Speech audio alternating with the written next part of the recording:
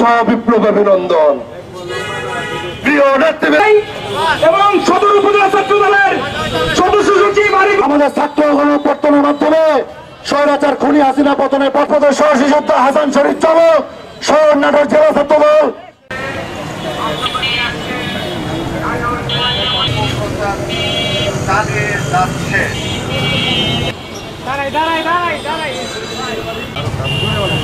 শহীদ